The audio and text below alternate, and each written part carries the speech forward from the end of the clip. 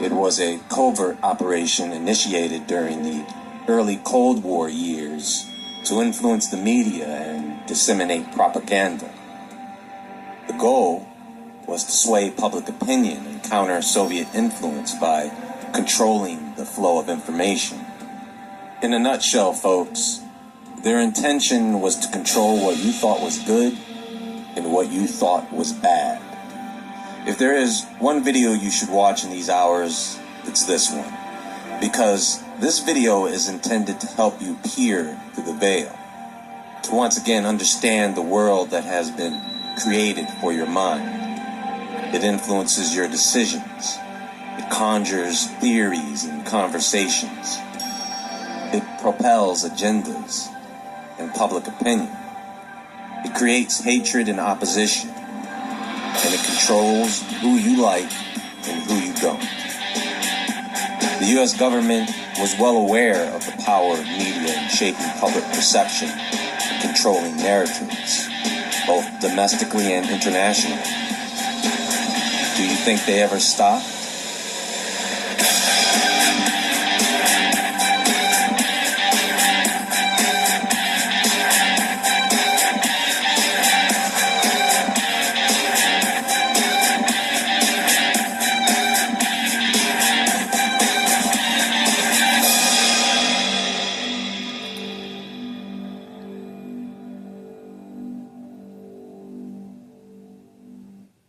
Every minute of every day, your body heals, repairs, and regenerates you from the inside out.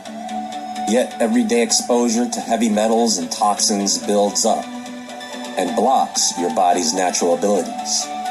Natural zeolite is nature's answer to our toxic body burden.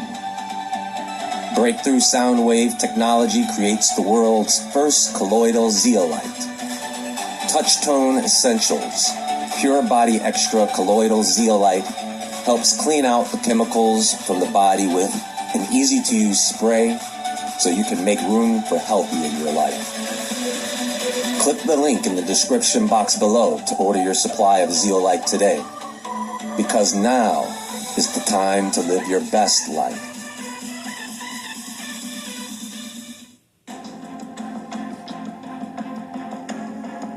There are a few varying numbers out there, but there seems to be close to 5 billion social media users worldwide.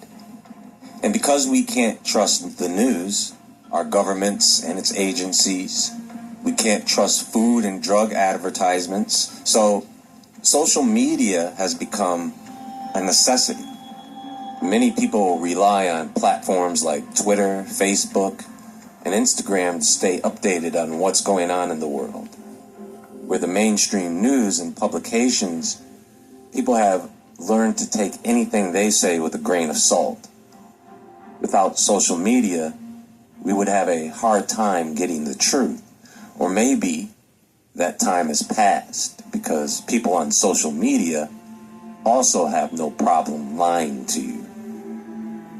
Now here's the problem with social media. It's the echo chamber. People are just talking and other people believe them. They hear people say things and then they just go with it. I believe Mockingbird goes back to 1947, a product of the CIA. The Church Committee, officially known as the United States Senate Select Committee to study governmental operations with respect to intelligence activities, was a committee chaired by Senator Frank Church. It was established in 1975 to investigate the activities of the CIA, FBI, NSA, and other intelligence agencies. The committee's investigations were driven by the growing concern over allegations of intelligence abuses, including domestic surveillance and covert operations. Throughout the early 1970s, whistleblowers came forward and raised concerns about the activities of U.S. intelligence agencies. In response, the U.S. Senate established the Church Committee in 1975. The committee investigated Operation Mockingbird and the issue of media manipulation by the CIA. Now, they gathered evidence that the CIA had recruited journalists, funded media organizations, and placed stories in the press to influence public opinion both domestically and internationally. The committee revealed that the CIA had conducted numerous covert operations that were not properly overseen by Congress, some of which included attempts to assassinate foreign leaders and interfere in foreign governments. It also exposed domestic surveillance programs, including those conducted by the FBI, that targeted American citizens and political groups without proper legal authorization. The CIA underwent internal reforms to address the issues raised by the committee, including efforts to limit its domestic activities and improve transparency and accountability. Post-Church committee reforms established stricter oversight and legal constraints on intelligence agencies to prevent abuses similar to those seen in Operation Mockingbird. But in the digital age, the focus has shifted to online platforms. Intelligence agencies now monitor and sometimes engage with social media to counter disinformation and influence public opinion. Now, one of the reasons Operation Mockingbird was put in place was because no one at the time had a good understanding of the CIA.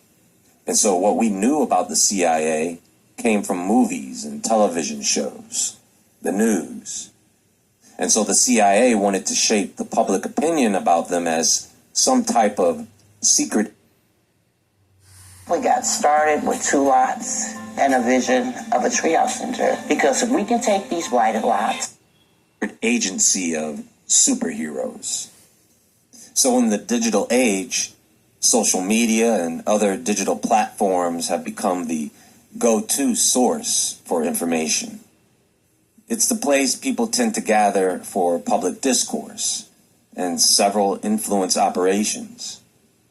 So the intelligence agencies have now adapted, using various methods to monitor and engage with these platforms to counter disinformation and influence the minds of the people. They monitor comments, likes, how often something is shared, everything. And even when they don't store all this information in one place, they have access to it. Let's keep in mind that social media in today's landscape is a very unforgiving place. If a person posts something that seems just a little off, the whole world has to comment on it and give their take. The person is shamed, humbled, made a meme of, and dragged through the mud on the way to the gallows. Intelligence agencies collect all this data from social media platforms to monitor trends, to detect threats, to gather intelligence on their adversaries. They use advanced algorithms and machine learning techniques to analyze social media content, identify patterns, to predict potential security threats. Call it the IAAI, Intelligence Agency Artificial Intelligence. They use what's called open source intelligence, which involves gathering publicly available information. So they'll use the internet, websites, blogs, forums, and other online content, newspapers, magazines, television, and radio broadcasts. They'll go on to platforms like Twitter, Facebook, LinkedIn, and Instagram. There are government publications, databases, patents, and legal documents. They have access to research papers, journals, conference proceedings, maps, satellite images, geolocation data, market reports, financial filings, and business directories. Everything we have access to, and then some. Now, what they will also do is use various tools to identify disinformation campaigns. You know, they'll run their fact-checking organizations, and the development of AI tools helps debunk false information and provide only the information that is allowed more than it is accurate to the public. And any organization affiliated with these agencies may run public awareness campaigns to educate citizens about the dangers of disinformation and how to recognize it. So they put you through this loop to correct you when you go off course, you see? How is that the mainstream media can still leverage social media to reach large audiences quickly? They are still right there up in front of everybody. These news stations still have the voice over most people. This is how PSYOPs and information warfare tactics are adapted to digital platforms to influence the attitudes and behaviors of target audiences.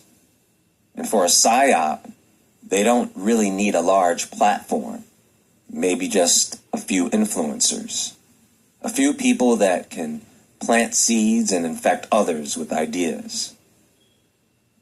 We all know that bots and trolls exist, and some operations may involve deploying bots and troll networks to amplify messages, so they can trick people into thinking there is some appearance of consensus, or they'll just disrupt people on the other side. When social media platforms develop content moderation policies and tools to detect and remove harmful content, they often do so while consulting with intelligence agencies. There are mechanisms for threat sharing between intelligence agencies and tech. Just one day before the attempted assassination of Mr. Trump, I gave a speech in Las Vegas calling for companies so that it can quickly respond to threats.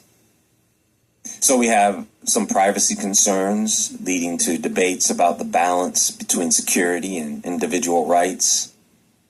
We also know that a lot of people don't really care about that as they expose themselves. They get online and they let the whole world know their business. They tell on themselves, and then later, when it's brought up in the future, they seem to have forgotten some post they made years ago that some internet detective dug out of their online closet. There's election interference.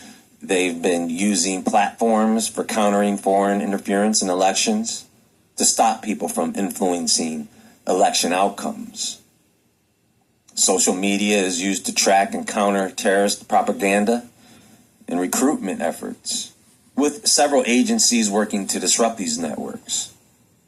Health misinformation. During the pandemic, intelligence agencies were combating health misinformation. These are the things that they consider their main threats when it comes to social media. Now, the use of artificial intelligence and machine learning for real-time analysis, and when information is posted that they don't like, they'll be able to identify it and take it down faster and faster. People are going to find ways to get themselves in trouble with AI, and the government is going to use these AI systems to seek out, capture, and sometimes destroy. We've seen more than enough hypothetical and simulated outcomes to AI becoming too powerful. The Matrix or Terminator scenarios are probably among the worst case scenarios, but we still constantly hand over that power and authority. They're going to coordinate their efforts across multiple platforms. Well, they're already doing that up until they all become one. Collaboration between the government and tech industry will continue to evolve, focusing on shared strategies and technologies to address complex digital threats, to combat these so-called threats. The shift to social media and digital platforms has transformed the landscape of intelligence operations, introducing new methods and challenges for monitoring, countering disinformation, and influencing public opinion. While we hear many stories and many lies, The only way to see a glimpse of the truth is using discernment. Not a very profound message of advice, but it's amazing what you'll learn just by simply taking a second look. It is something you want the next generation to learn from us, or the machine teaches them. Well, that's all for now, folks, and there is more to come. There is a video recommendation up on the screen and in the description box and pinned comment below. Please press the thumbs up button on your way out. And until next time, stay awake, stay aware.